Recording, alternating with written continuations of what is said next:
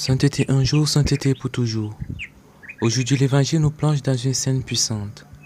Jésus expulse un démon qui rendait un homme muet. Ce qui à première vue peut sembler être un simple miracle, mais en réalité, c'est une profonde invitation à nous examiner nous-mêmes. Cet homme, muet jusqu'à ce moment, retrouve la parole grâce à Jésus. Il passe de l'obscurité à la lumière, du silence au discours. Mais au lieu de reconnaître la beauté de ce miracle, c'est un juge critique et accuse Jésus d'agir par Béelzéboul, le prince des démons. La réaction de ces hommes est étonnante. Ils préfèrent accuser plutôt qu'admettre la vérité qui se présente devant eux. Ils refusent de voir l'œuvre de Dieu parce qu'ils sont bloqués dans leur propre certitude. Jésus leur répond avec clarté. Tout royaume divisé contre lui-même devient désert. Combien de fois dans notre vie nous divisons-nous? Combien de fois sommes-nous tiraillés entre la lumière et les ténèbres, entre la foi et le doute, entre ce que Dieu nous propose et nos propres désirs? Dieu nous invite à l'unité. Il nous dit que si notre cœur est divisé, il ne peut pas accueillir la plénitude de son amour. Nous avons besoin de nous unir à lui, de réconcilier les différentes parties de notre être pour que son amour puisse véritablement habiter nos vies. Dans la première lecture, le prophète Jérémie nous dit « Écoutez ma voix ».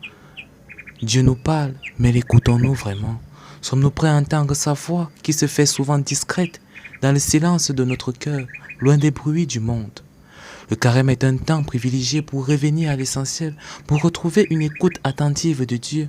C'est un temps pour cesser de nous diviser, un temps pour réconcilier ce qui est brisé en nous, pour faire l'expérience d'une véritable conversion. Ce temps nous invite à regarder nos vies, à discerner où nous sommes divisés, où la lumière de Dieu n'a pas encore pénétré. Peut-être, comme ces hommes dans l'Évangile, nous avons des doutes et des résistances. Mais Jésus nous dit que si nous l'acceptons, si nous laissons son amour transformer nos vies, le royaume de Dieu vient jusqu'à nous. Aujourd'hui, la parole de Dieu nous appelle à ne pas rester dans l'indifférence ou l'orgueil de ceux qui refusent de croire, de ceux qui refusent de voir.